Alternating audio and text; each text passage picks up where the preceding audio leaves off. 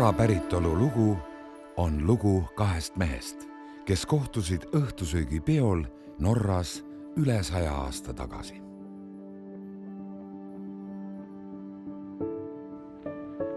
Koos panid nad aluse sellele, mis toidab tänapäeval enam kui poolt maailma rahvastikust. Ja see kõik algas siit, Rjukan Notodenist Norrast.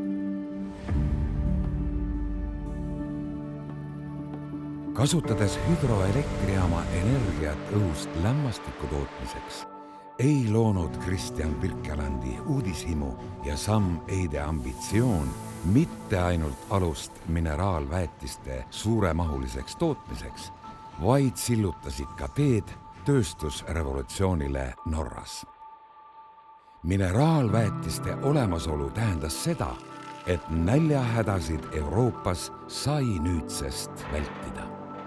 Järgneva 10 jooksul hakati mineraalväetisi eksportima ka Aasiasse. Põllumajandustegevus muutus elujõulisemaks ja tulusamaks kui kunagi varem. Täna seisame me aga silmitsi veelgi suuremate väljakutsetega.